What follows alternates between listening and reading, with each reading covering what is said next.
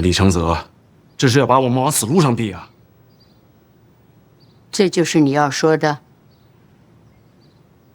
家中定有人暗投李承泽，不然悬赏令是发不下去的。谁是家主？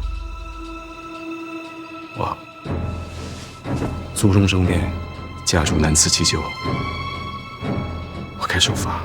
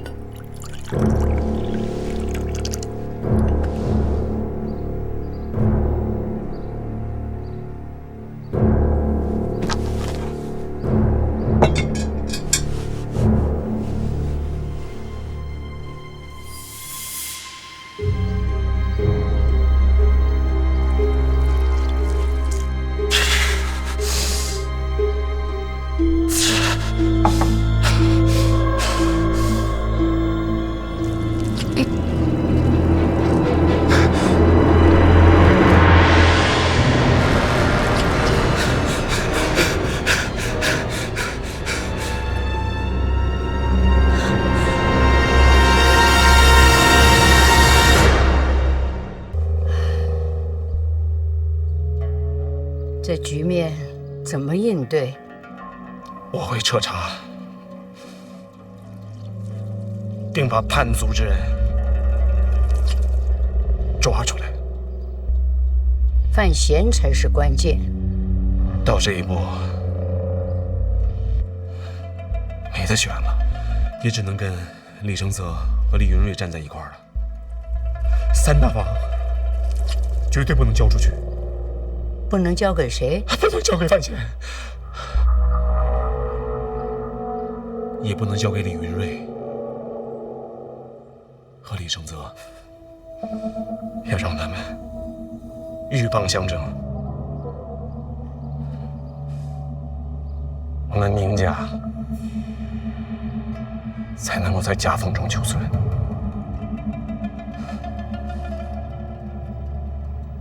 要把三大房牢牢地抓在手里。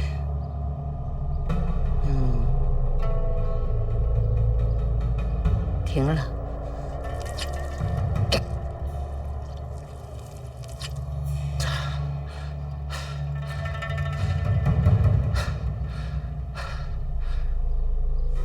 谢母亲恩典。把针给我。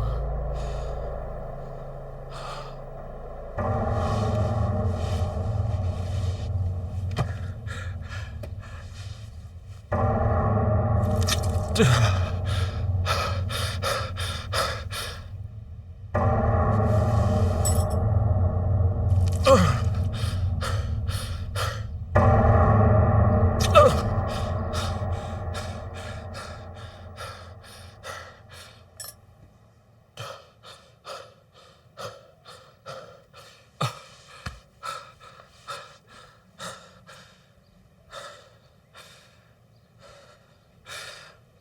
我这就去稳住李承泽，待不久的，只要他一走，江南还是咱们明家的。你是家主，你自己决定。是。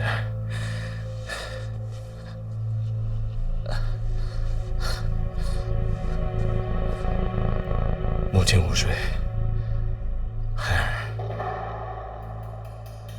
就不打搅您了。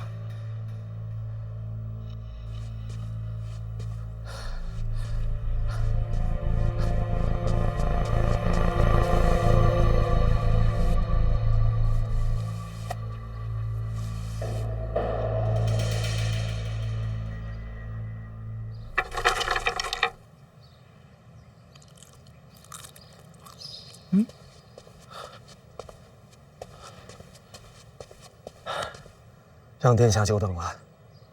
您家真是手眼通天，连给宫里的贡品都能吃上，就是这规矩学的欠点火候。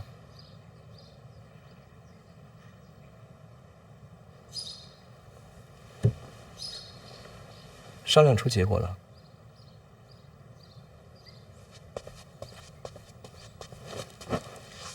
明家上下誓与殿下共进退。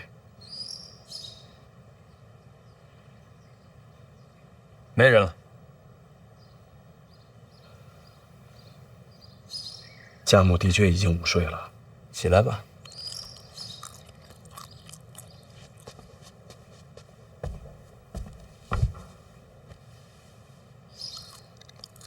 没怀疑你吧？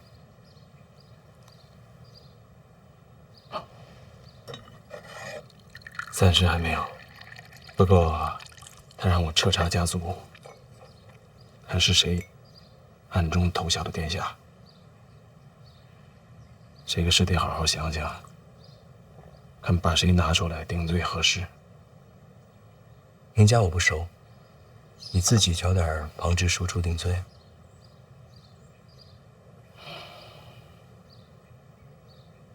他们的不够，要定罪，还得是我那几个亲兄弟。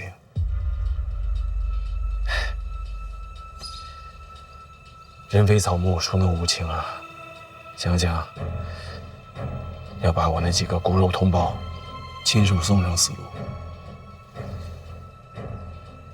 心中多少有些唏嘘啊。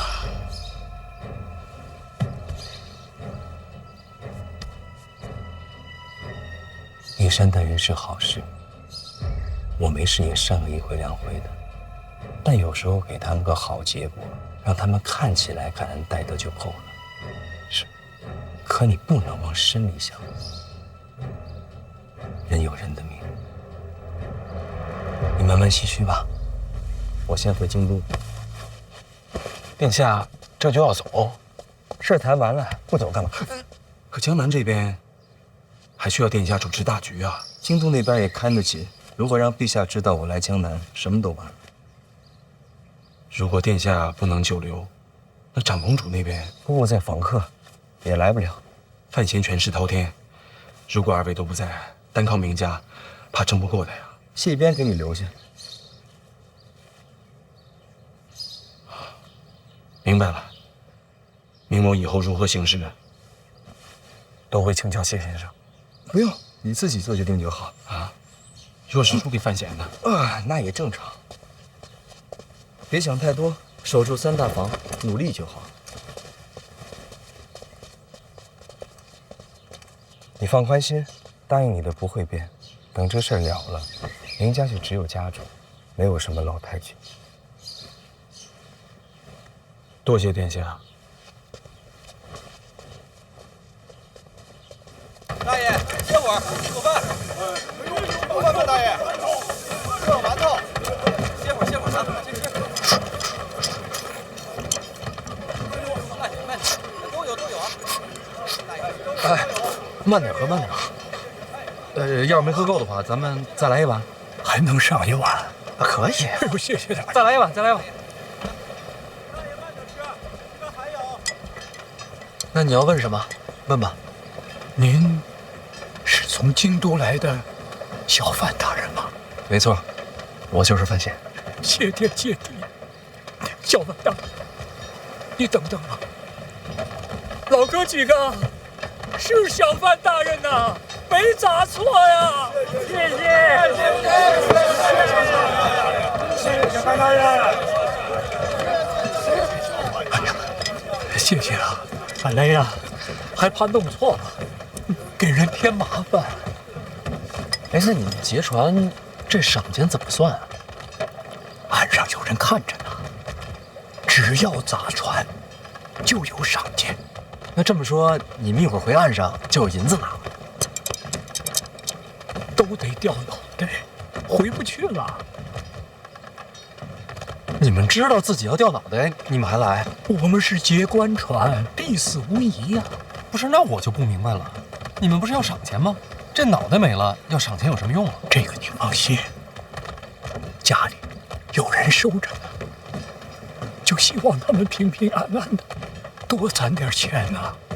这要是回江北，不就有指望，有盼头了？那你们呢？你们不回去了？想回去，能回得去吗？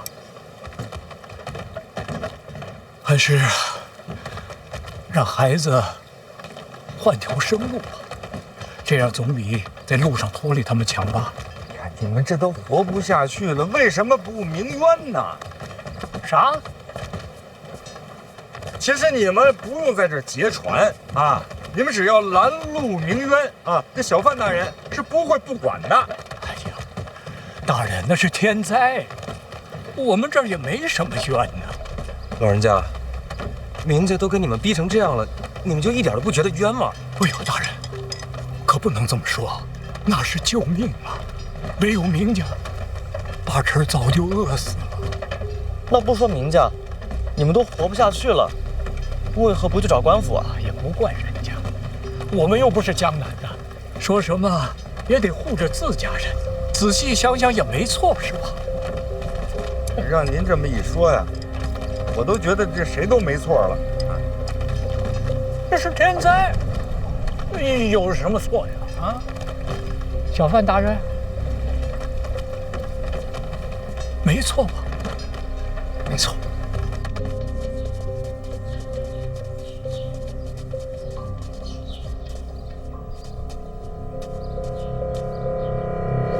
想要夺权，还是要他死？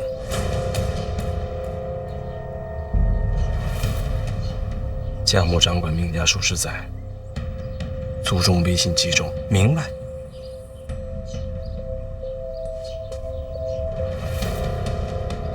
想不想亲自动手？母子连心，最好不要。讲究。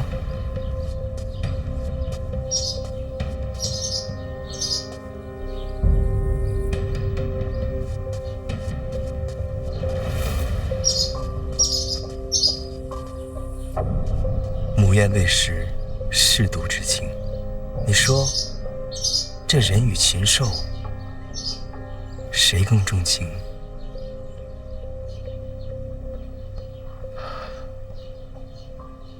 我更喜欢禽兽。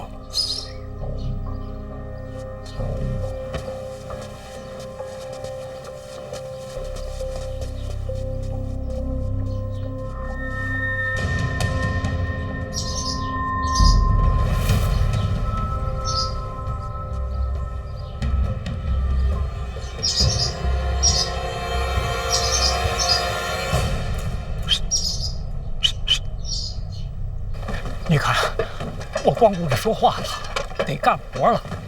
那边看着呢，我得砸你一下，啊！行，就砸我。砸了，咱们往这儿走2步，看得清楚。这儿能看见就好。那我就砸了。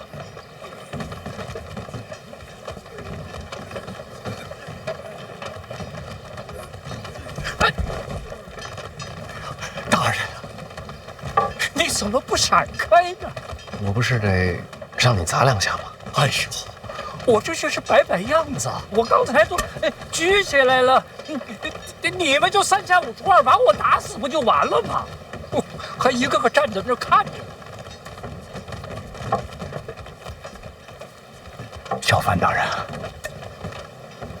江南水匪多呀，你那几个护卫啊不怎么样，你得挑几个好的，好好保护你啊。行，回头我换几个好的。一定要换啊！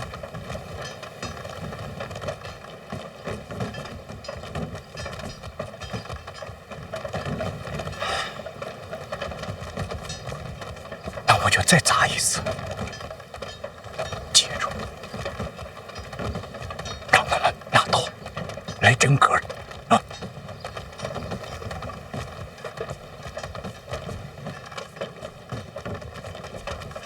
要不，咱们再喝一碗。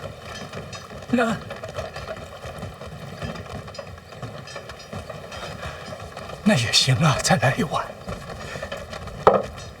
哎呀，谢谢。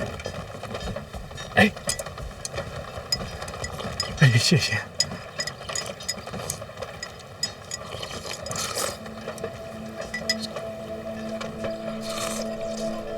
要是江南没有名家，会怎么样？回大人，都一样啊。没有名家，还有张家、赵家、李家呢。这3大房啊，就是聚宝盆，谁守着，谁就是下一个名家。没错。其实只要我回到京都，结果都一样。没有名家，也会有其他家族。老王，在大人，给他们送些银子，送他们上岸。明白。那边收礼的别停啊，给什么都接着。是。大人，也要送我们回去。回家吧，会好的。不行呀，大人，我们已经砸船了，你不让动刀，还送我们回去，那你的官位和脸面怎么办？往哪儿搁呀？做官的脸面是你们。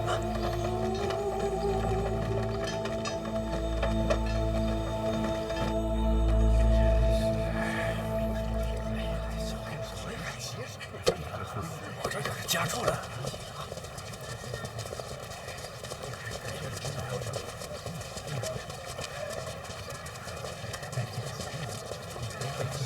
罗教，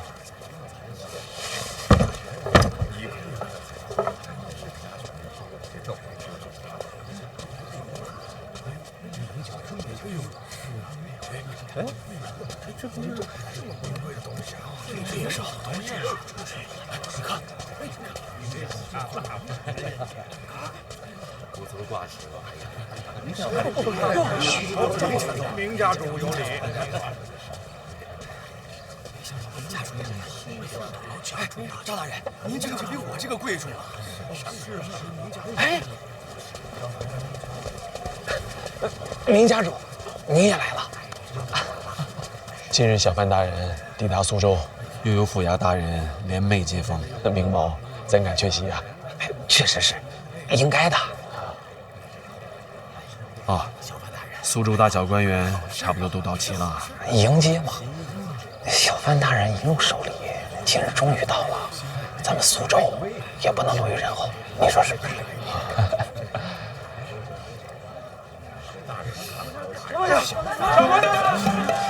没有官事，你这敢来凑热闹啊？这个店名胆子越来越大了。小范大人下船了，下来！就是那头，这就是小范大人的船，下来呀！小范大人，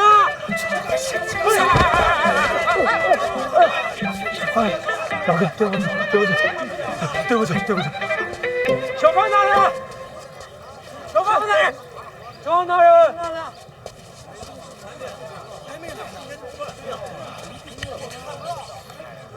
你是来接小范大人的？是啊，我跟你说，听说小范大人要来，一晚上没睡着觉。你说这事儿闹的？你认识范闲？不认识，崇拜他，诗好，人也好。你呢？也是啊。你不认识这位？我该认识吗？你不是苏州城的吧？不是。在下姓许，富春县任苏死。说一个小吏，也敢来凑热闹。身为吏啊，当注重仪表，你如此这般，成何体统？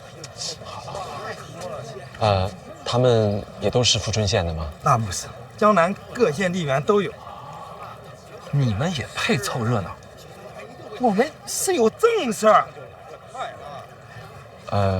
是何等正事？小范大人来了！搞什么呀？下去！小范大人喽！是小范大人！终于来了，终于来了！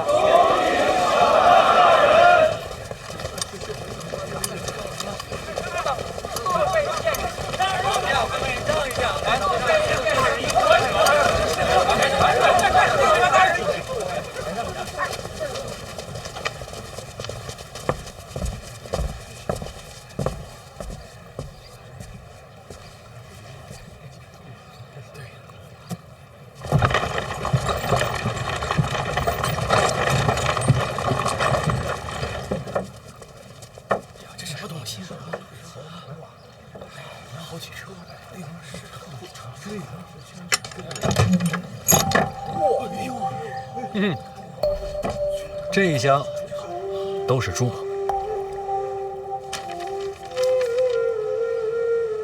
这是沙州知府姚青莲姚大人送的，还有这一车呢，都是路上官员所送的礼物，送礼官员的名字皆记录在册。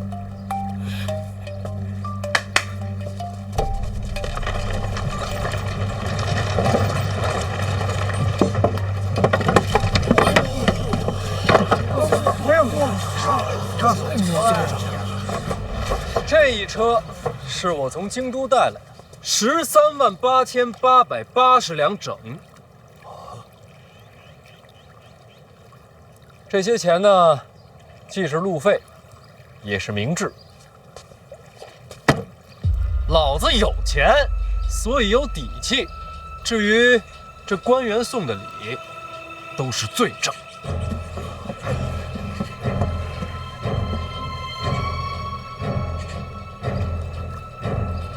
本来想着回了京都，按名册上的名字一个一个参下去，但后来南下路上呢，我瞧见你婶儿，我也不明白为什么你们就看不见。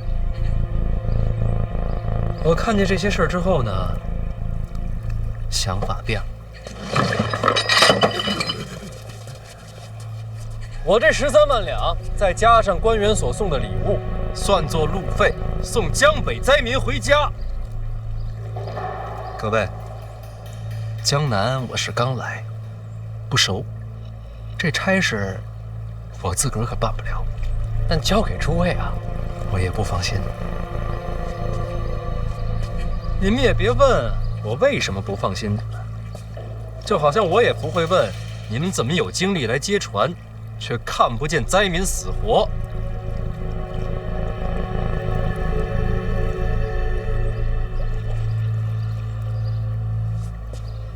咱们呀，彼此之间都留点脸面。既然不放心诸位大人，范某就只能越俎代庖，换了条门路，把这事儿给办了。各县吏员何在？在呢！不出现，殊死在此，应邀前来。参见小范大人，我家知县向您问好。你家知县是哪位啊？我家知县正是杨万里杨大人，也是大人您的学生。杨万里已经是知县了，刚到任不久。知县托我向你转告，大人教诲，好好做人，好好做官，他一直未忘。如今江北灾民能有一线生机，全依托老师之恩。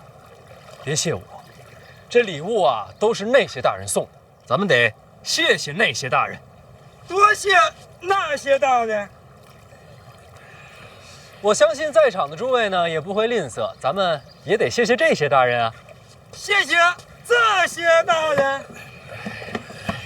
礼物都是官员送的，各位，咱们可得避嫌呐。所以范某就自作主张，请了江南各县吏员汇聚苏州，这些银子就交给他们分发各县救民倒悬。各位父母官，觉得如何？好事，好事，好事。哎呀，小范大人办事周密啊，我等定当倾囊相助。各县吏员上前。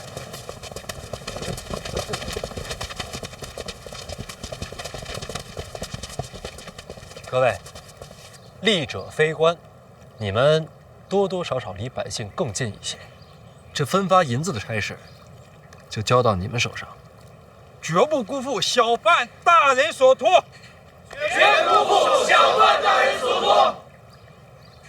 这难听的话我也说在前面，各位，要是有爱财的、手不干净的，都给我忍一忍。也不妨问问自己，能不能躲过监察院的盘查。贵姓？不敢，小的姓徐。啊，我叫人准备了账册，但你们才是当地吏员，以各县实际情况办事。大人放心，一定完成。各位大人要是想共襄盛举，我这边来者不拒啊。哎，但是别交给我，交给他们。言尽于此，接风宴就不必了。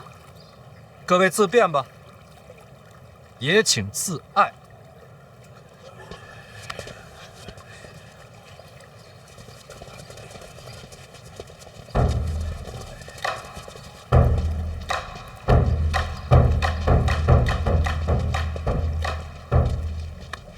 明家家主明清达，恭迎小范大人。在京都都听说过江南名家。大人，这位是江母。二位也是来接风的？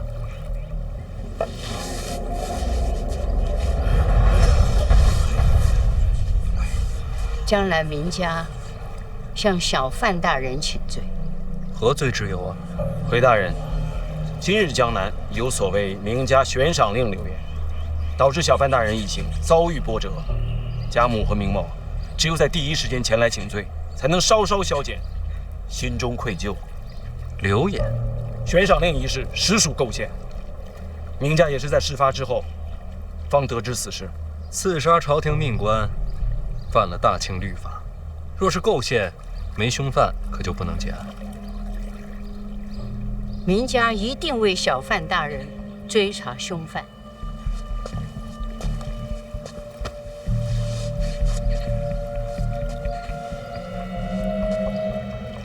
总得有个时限。就是今日。若大人肯赏面登门，天黑之前定给大人一个交代。那说定了。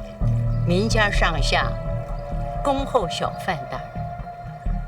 我很期待今天的交代，不会让大人失望的。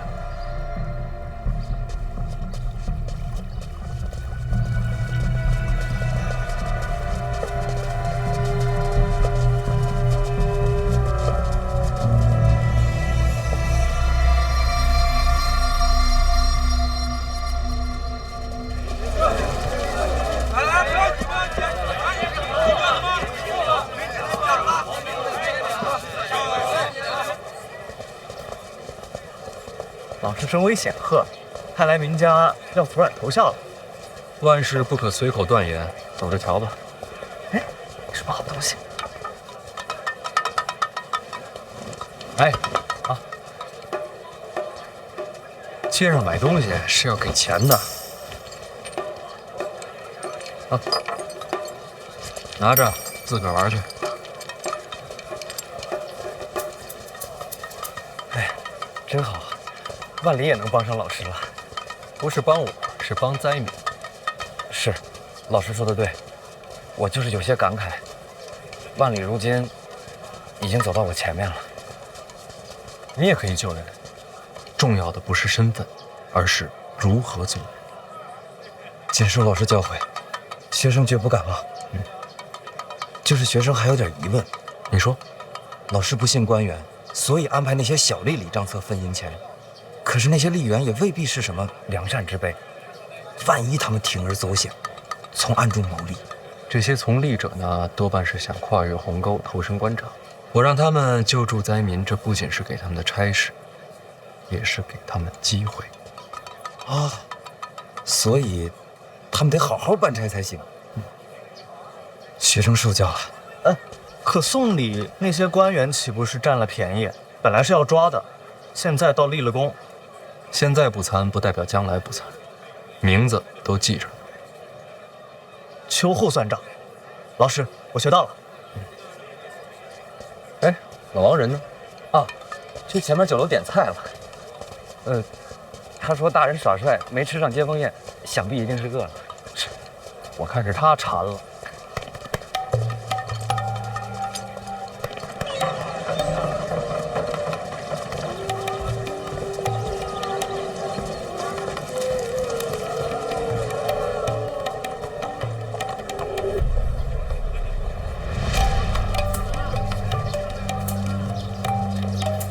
哎呀，这银子给够了，这2楼啊就清场了。来，刚才这损了。苏州这边就是要精致一些，餐酪里还放些水果。比京都的好。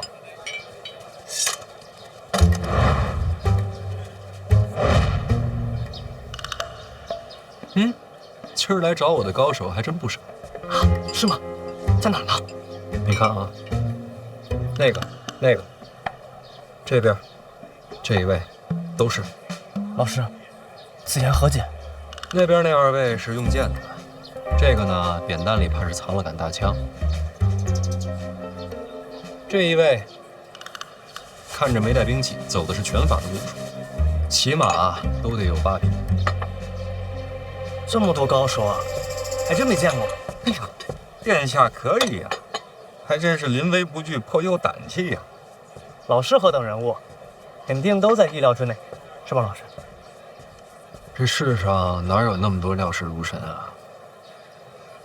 这一个，我就没想到。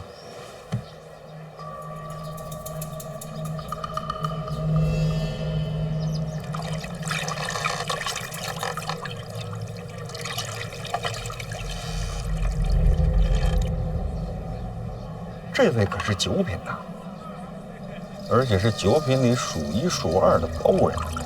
这江南怎么会有这样的人？他这不是在钓鱼，这是剑术，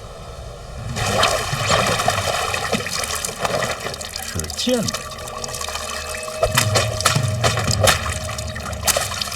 这天底下也没几位，那这位是？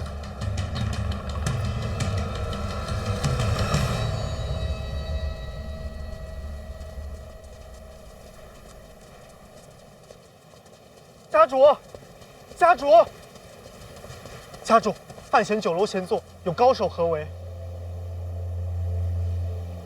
落将，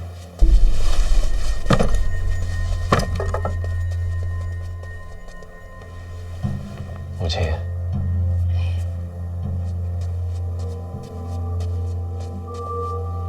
母亲，二殿下把谢必安留下，也没打算闲着。谢必安不说，咱们就当不知道。以范闲的身份，普通人怕是杀不了他。这世上总有人不在乎身份。总不会是大宗师吧？他得罪过东夷城那位司顾剑。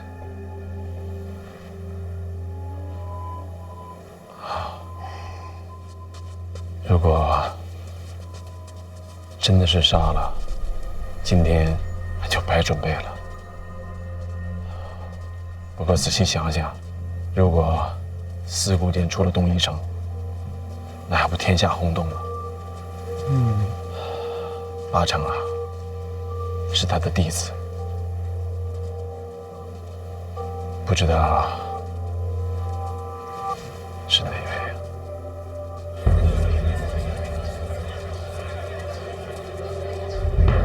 云芝兰，四顾剑的大徒弟，祈年殿上见过，剑意未改，就是他的。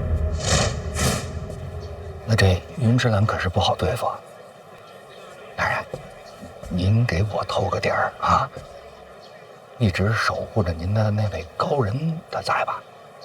哪还有什么高人啊？身边只有黑旗了。黑旗可不顶用啊！待会儿要真打起来啊，我用我的轻功，咱们俩先走。哎，那咱们说个地儿，我一会儿自个去找你们。哎呀，殿下果然是很有胆气呀！老师一路上一直在教我面对诸事，第一就是分轻重。那现在这是孰轻孰重啊？云芝兰记恨老师，这就是重。我是大庆皇子，他东夷城若敢动皇子，后果承担不起，这就是轻。起码不敢动正式皇子。哦，好。云芝兰，要不是我真气没了，我还真想会会你。大人，你说什么？真气没了？啊，老王，其实一直忘了告诉你了，咱们这一路南下，最能打的就是你了。不会吧？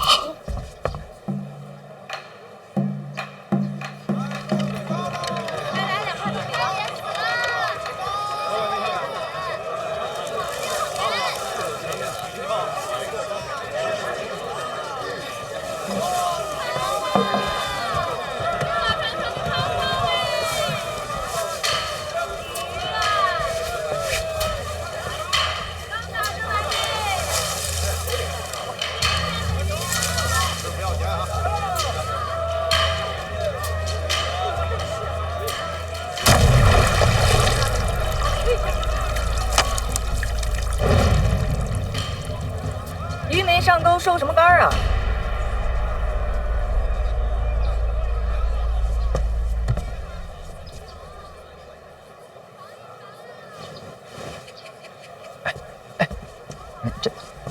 这谁呀？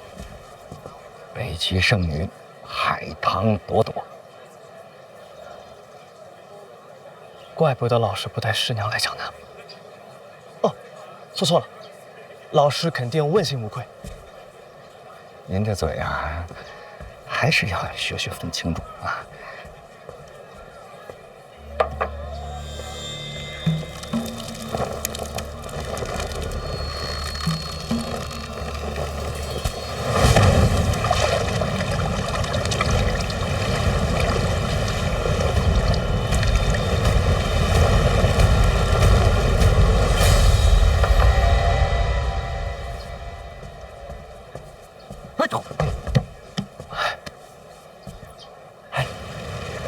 这位姑娘是北齐圣女海棠朵朵。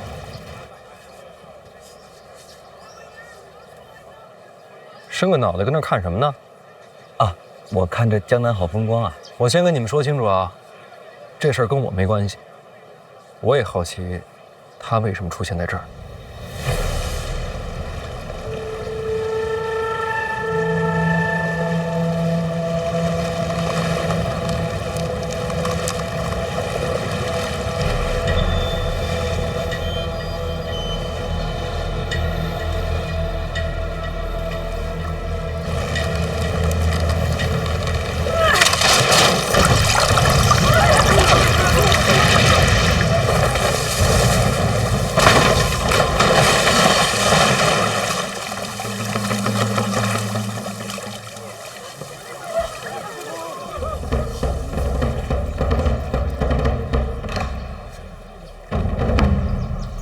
要不我陪你鱼竿？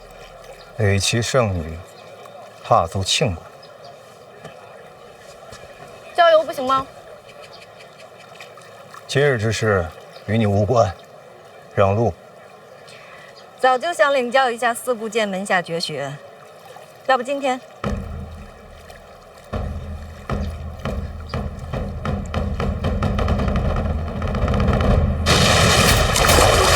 影子大人。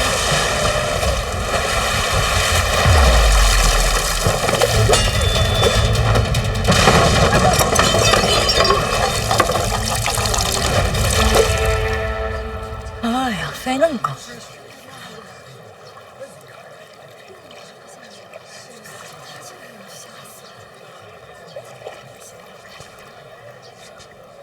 酒品一下都散了吧？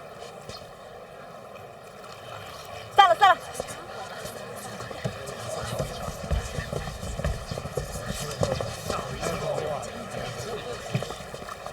哎，您不能上去啊！哎呀，让开让开，上面人我都认识。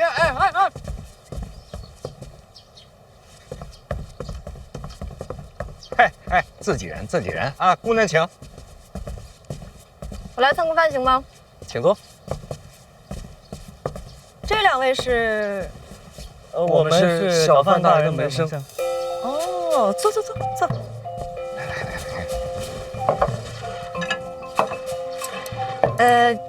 干净的可以用。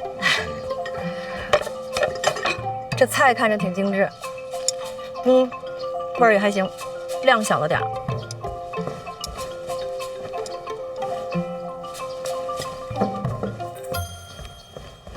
你来江南办事儿？不是你让我来的吗？这话怎么说啊？你写信跟我说要交流两国公法嘛，我知道你在江南，我都给你带过来了。等会儿啊。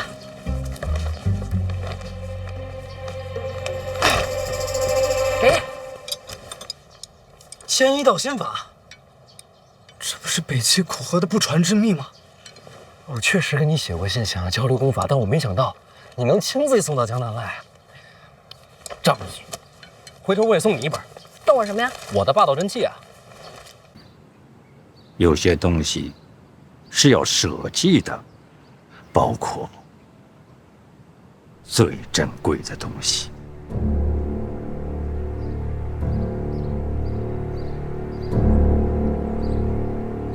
朕把你放在儋州这么多年，让你受了不少委屈，吃了不少的苦，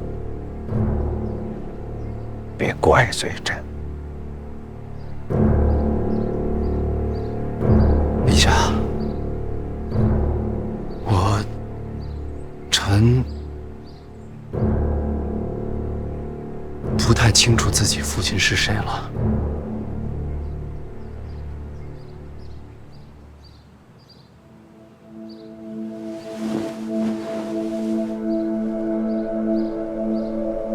还用问吗？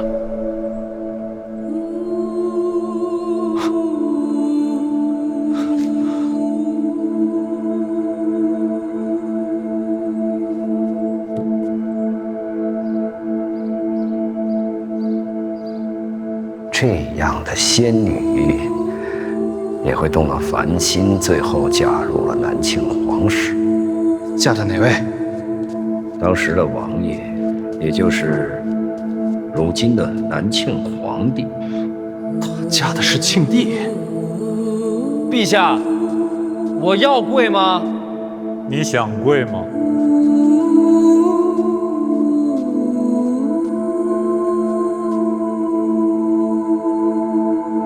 不想跪，就不跪。叶青梅还为庆帝怀了个孩子，是庆帝的孩子。算起来，他和你年纪相仿。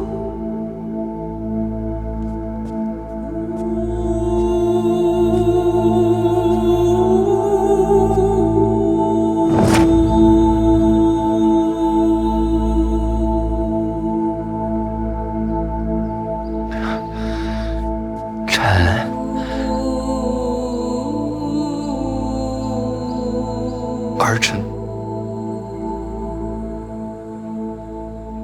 我还不知道自己是哪天生的。正月18。正月18，既来之，则安之。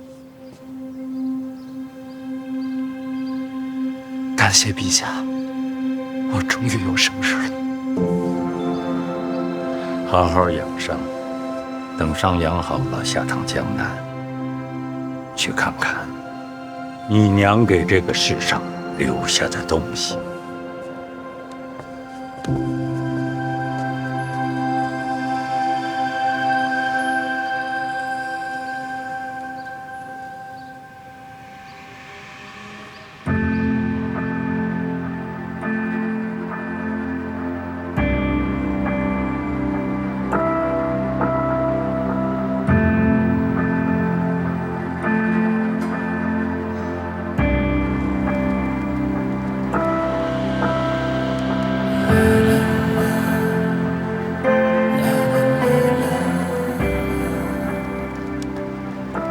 很高兴认识你，有遗憾，我来晚了。我们错过了，娘。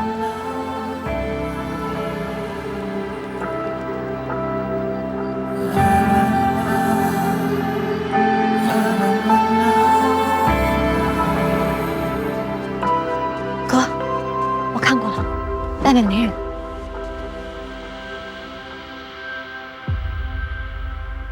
哥，你怎么了？今天是陛下第一次承认我是他的儿子。毕竟血浓于水，在他面前，我的每一句回答都恰如其分，有如沐之情，也带着一丝感动。哥，但这些都不是真话。叔叔，我一直在表演。为什么？因为我在害怕。害怕？是害怕陛下骗你吗？不完全是。我能感觉到他的情感是真的，但是不知道为什么，我总觉得在这真情实感之外，还藏着另一个他。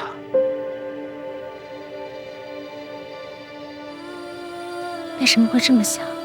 如果真是父子情深的话，这些话他第一次见我就可以说，但他一直冷眼旁观，看我京都遇险，看我远上北齐，看春闱，看大婚，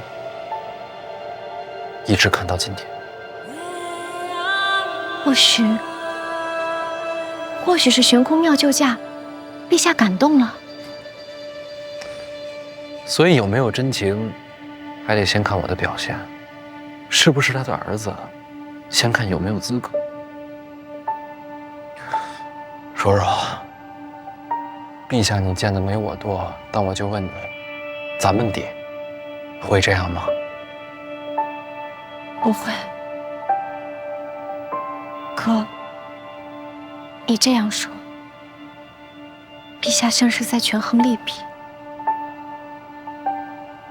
更可怕的是，我不知道这种观察是从什么时候开始，又会持续到什么时候。我也不知道对他来说究竟是情感重要，还是价值重要。而这样的我，到底算是儿子，还是棋子？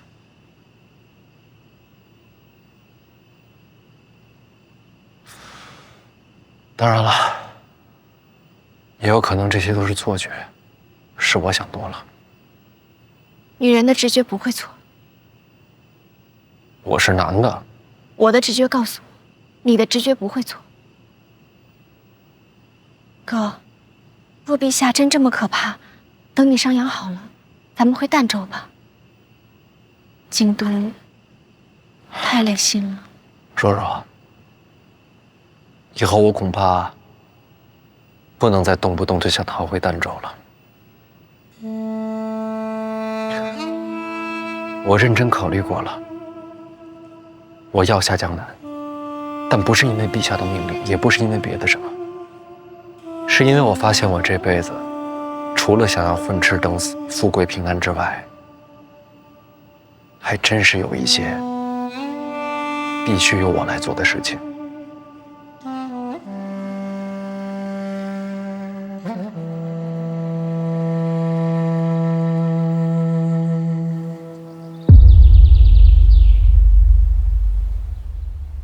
婉儿，婉儿，婉儿。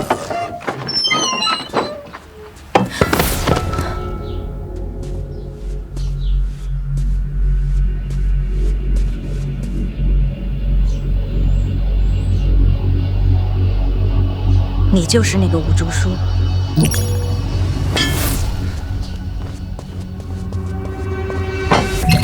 快让范闲去江南，去散大法。快让范闲去江南，去散大法。快让范闲去江南，去散大法。快让范闲去江南，去散大法。快让范闲去江南，去散大法。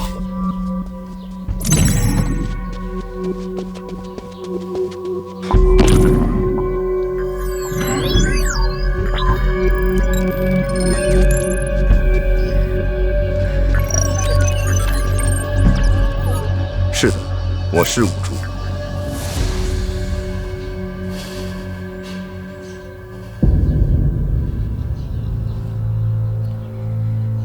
你受伤了？是的，从现有条件推算，我入宫没有生路，所以由你转告范闲。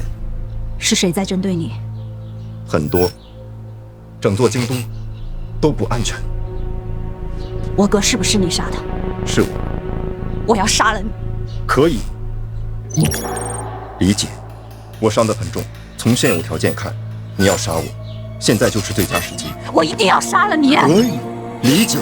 让范闲去江南，让范闲去江南，去三大，去三大，快让范闲去江南，去三大房。我要杀了你，但不是现在。为什么？范闲马上要下江南，奈何他现在内力全失，我娘还有我二表哥，绝对不会放过这个绝佳的机会。你的命暂且搁放，因为他需要你。你确实值得信任。悲剧之后，你我之间不死不休。成交。当范闲不再需要我的时候，我的命给你。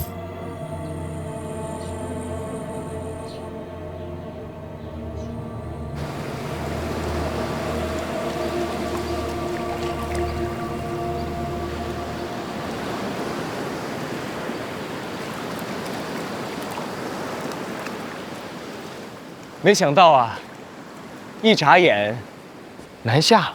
哎呀，大哥，你是不知道啊，多少年没出来过了，早该出来透透气了。说的是啊，虽然我人回到了京都，但我心里总是想着塞外的风光。听你们这么说，离开京都，好像是件很诱人的事儿。你还小，长大就知道了。哎，为这大好河山，咱们一起喝一杯如何？走。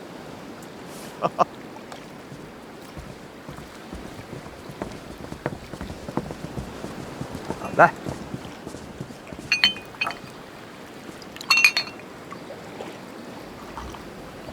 哎，这送别的阵仗，未免也太大了些。以咱们这关系，这都是应该的。殿下仁爱之心，感人之极。范闲啊，殿下礼贤下士，你可不能忘了君臣有别。陈皇姑，多谢太子，也多谢几位殿下。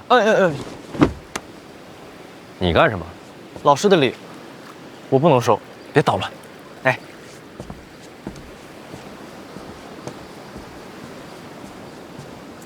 正好几位殿下都在，我也借这个机会跟你们诉诉苦啊。诉苦？说实话，我这个儿子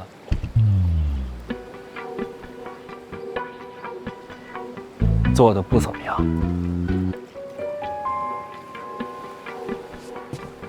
几位也都知道，我在儋州长大，不久前才回了京都。虽说一直住在范府，但心里总有事藏着，过不去，心里发慌。什么事儿啊？说出来听听。我替你做主，为什么慌呀？回来这么久了，还没进过范家祠堂，这像话吗？心里能不慌吗？临别在即，胆子也大了。父亲大人，正好几位殿下都在，也帮我做个见证。等孩儿从江南回来，怎么也该进祠堂，磕个头，上炷香。想清楚了，进了祠堂，入了族谱，你就真姓范了？这话说的，我本来就姓范。差事先办完，其他的回来再说。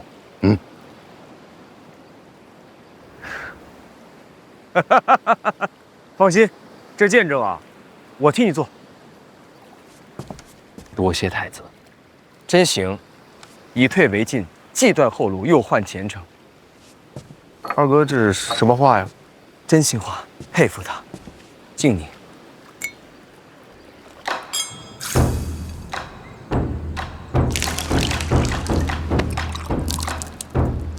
真气没了，南下要小心。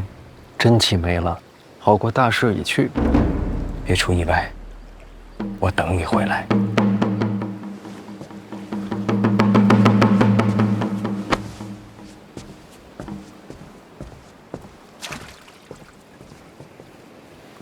拿下江南，是拿回。嘿，这觉悟。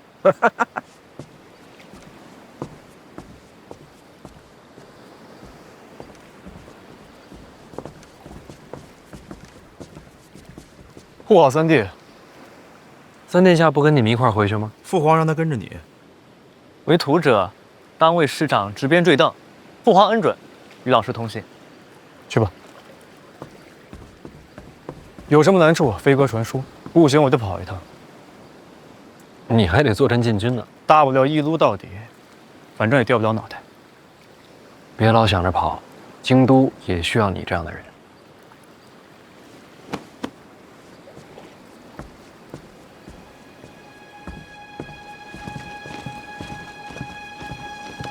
照顾好陛下。是。奴才分内的事儿。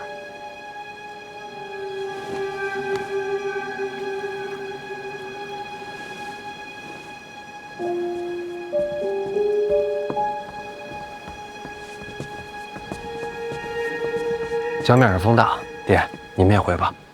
江南名家代掌三大房，人脉深远，是真正的地头蛇。此次南下，成是最好，若是不成，直接回家，大不了什么都不要，范家养得起儿子。哎呀，知道了，爹，我送你下船。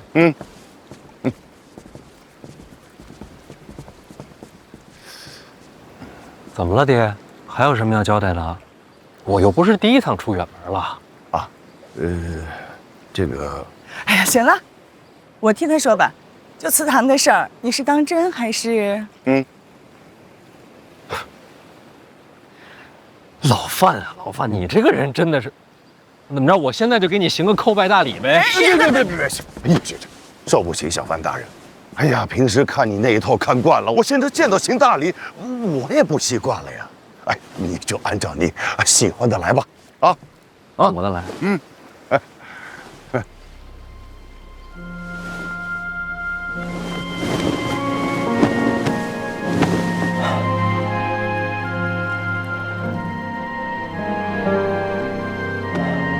我从小姓范，将来也是。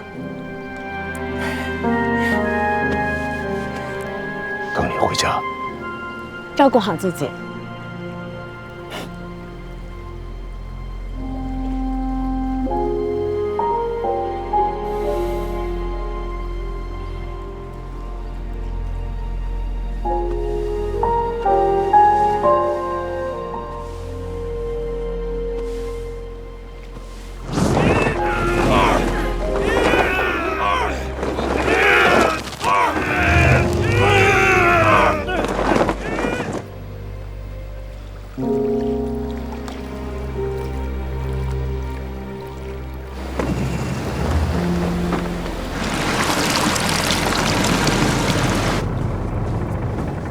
范大人，船马上就该起航了。知道了。是。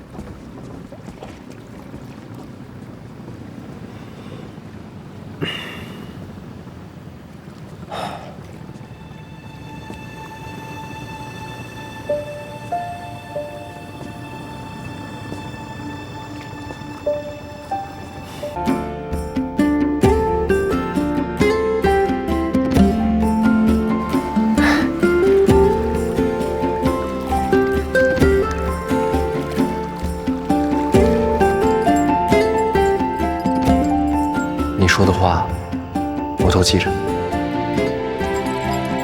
你送我的这片星空，它一直都在。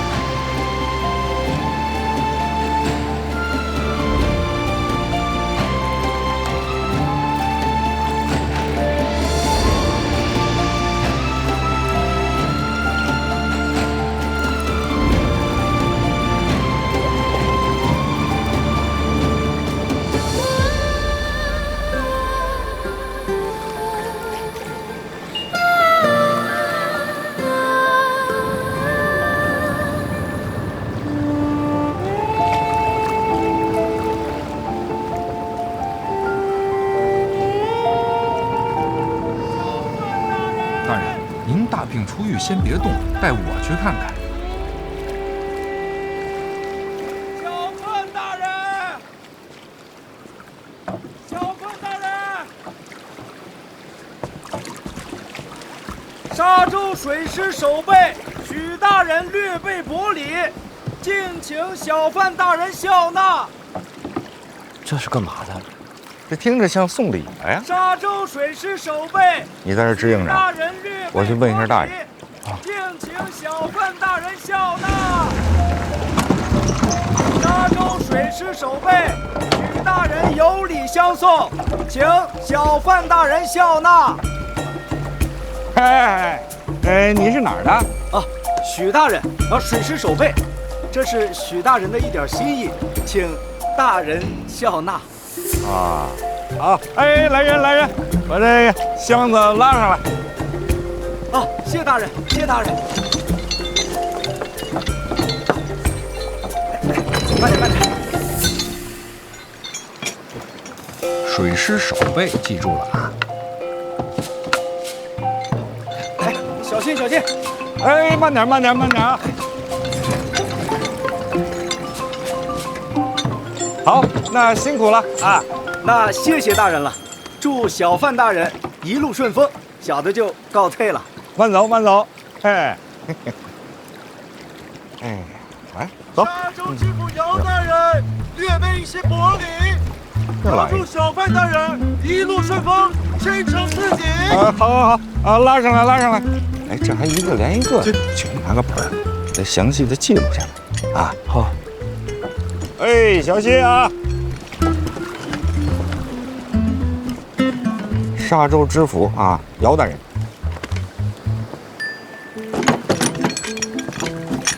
小心！哎，好，辛苦啊！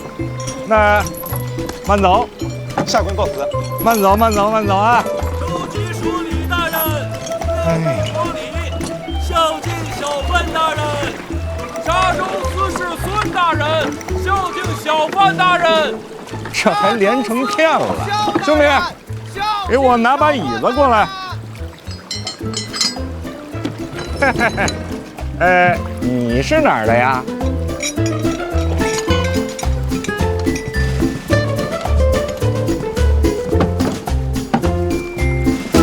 你这箱子可是有点小啊！才到沙洲，收这么多礼啊？嘿，殿下，这说明啊，咱陛下的大庆啊，那是物华天宝啊，这人才辈出啊！原来如此。王兄啊，怎么有字不会写啊？那倒不至于。我是说，这么收礼不合适吧？大人在京都查贪腐清吏治，如今这个做派，怕是要遭人诟病。哎呀，没事儿，船上都是自己人，你们嘴严点，别让宫里知道。殿下，这话怎么也不该您来说吧？这是啊，你跟着大人时间短啊，但是你记住一句话：大人吩咐什么，咱们就做什么。大人从来没让人失望过。记清楚，清楚。看那边，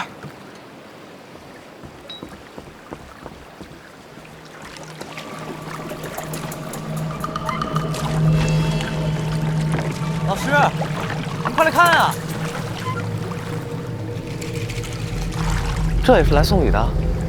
看这穿着可是不像送礼的，这倒像是拦路鸣冤的吧？有可能，大人也算钦差。拦路告状这种的，戏文里都有。大人，要不要让拦一下？从南下我就在想，要是明家不想让我接手三大房，会怎么应对？您是说，这是明家的手段？看看呗。不怕啊！好，马上就到了。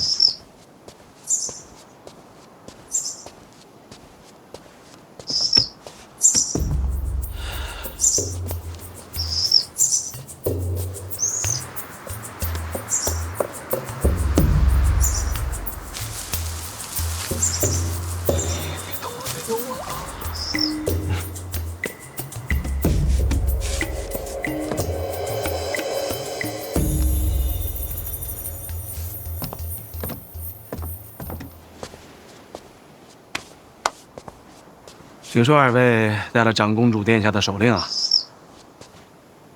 殿下有何吩咐？明家家主明清达，是我。敢问阁下怎么称呼？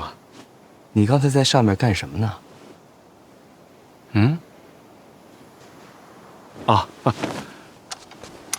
昨夜落风雨。昨夜落风雨，燕子从梁上掉下来，想想还不会飞。如果不送上去的话，又是一条性命啊！燕子窝，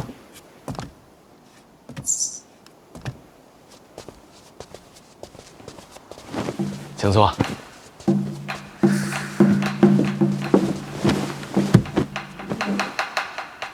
哈哈，来，请坐吧。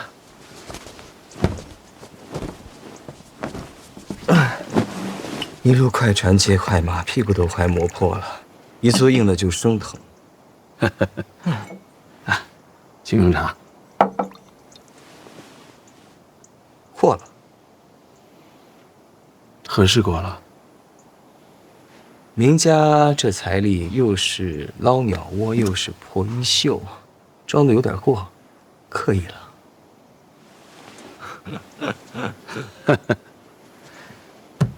哎，明某啊，一是心肠软，这二来嘛，不在意钱财。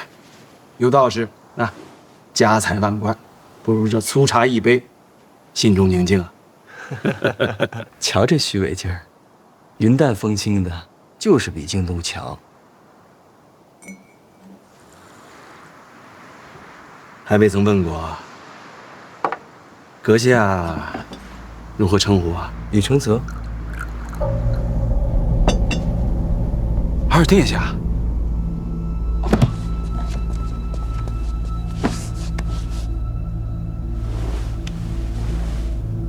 别跪了，起来吧。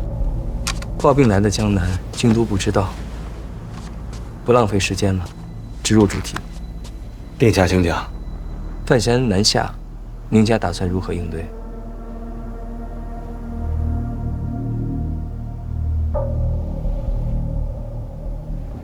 吃葡萄。吃葡萄？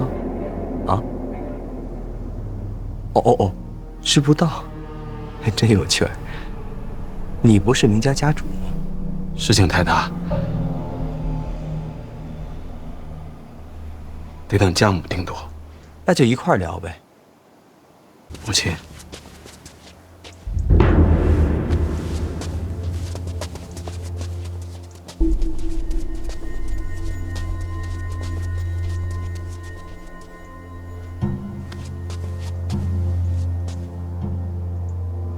老身一介女流，若非殿下召见，本不该抛头露面。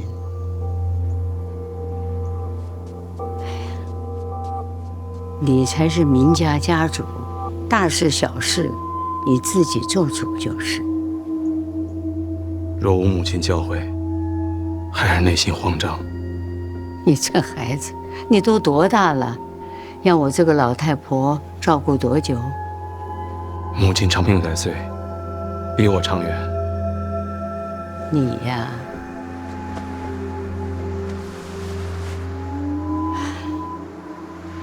给你缝缝。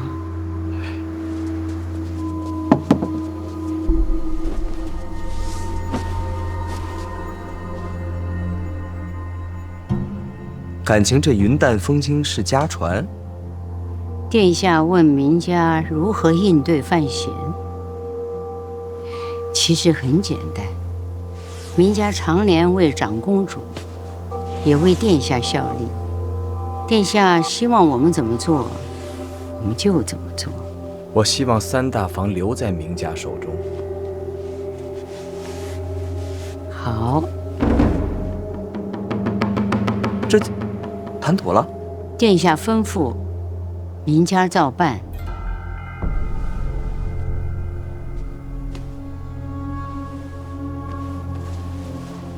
只是有一个难处啊。说说看。小范大人坚守内库，是陛下的旨意。民家一个白身，如何抗旨？哎呀，难呐，殿下。我都觉得难。三大房在之前，也不必为他搭上身家性命，更何况大不了改投到范闲门下，在哪儿当狗不是狗啊，是吧？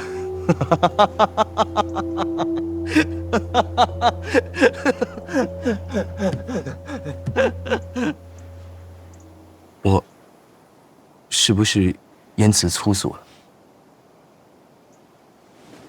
殿下，民家绝无改投门庭之意，只求殿下指条明路。抗旨哪有明路啊？要有的话，我先走了。殿下，说个意思。二位啊，明路的确是没有了，万幸我给二位断了后路。郑明恩家有3子，领取赏银。明家下发悬赏令，募集各路豪杰，报名者皆可领取赏银。家有2子，明家下发悬赏令，募集各路豪杰，报名者皆可领取赏银。年纪上6，领取赏银。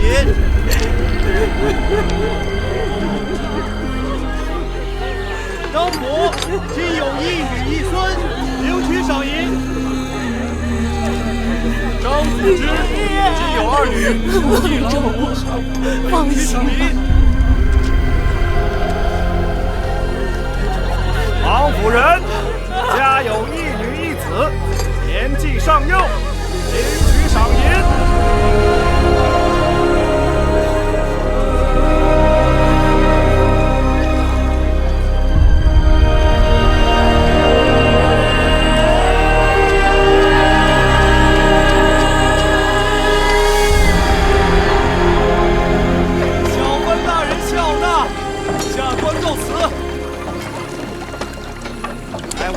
大爷们，咱们这是干什么呢？哎，不好意思啊，麻烦问您一下，咱这干嘛呢？没看见吗？在劫船呢。啊，劫船？劫船？劫船不得上来劫呀？上不来啊，太高了。哎，来几个人，给他们下个梯子。哎，对，弄个梯子下来，弄个梯子下来。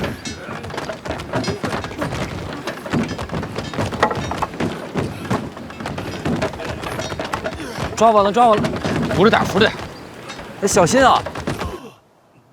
民家悬赏令要杀范闲。我听闻，明家在江南黑白通吃，这悬赏令一下，各路豪杰趋之若鹜，那画面，我真想瞧瞧。明家从来没有发过什么悬赏令，我替你们下的。从此以后，你明家与范闲只能是你死我活。好一个断了后路！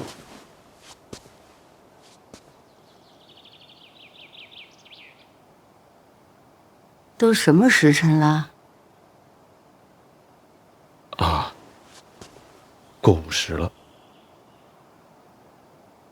我说我这个头怎么晕晕的呢？殿下见谅，老身精力不济，每当这个时候啊，就得睡个午觉。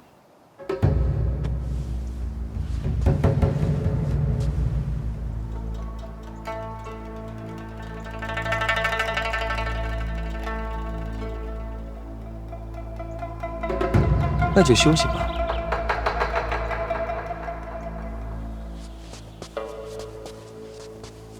其实还有条路啊！你二人找批高手蜂拥而至，把我杀了，拿我的人头送给范闲，这死局就算是解了。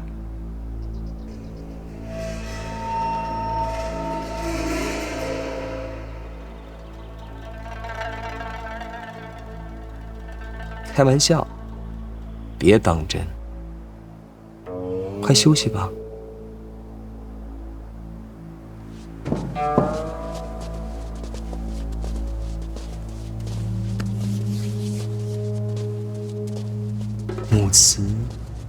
自孝，这画面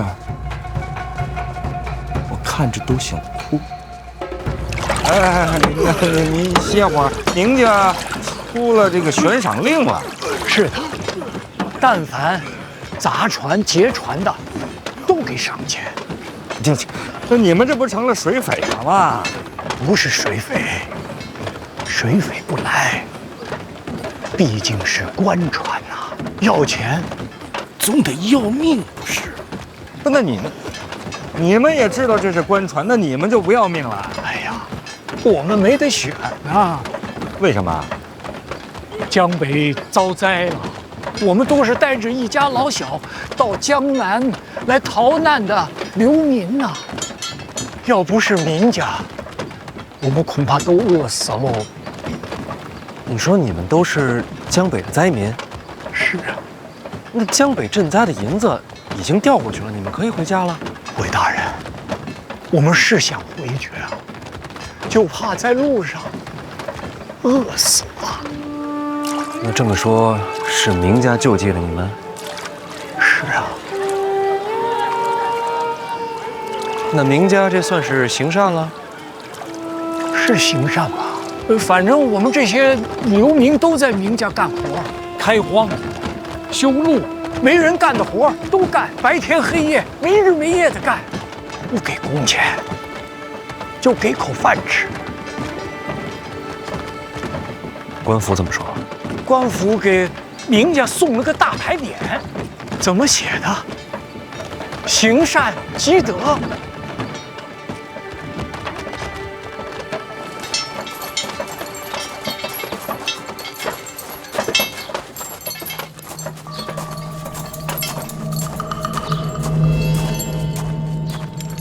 夏大当家，这灾民都上去了，咱们水寨是不是也得冲一波？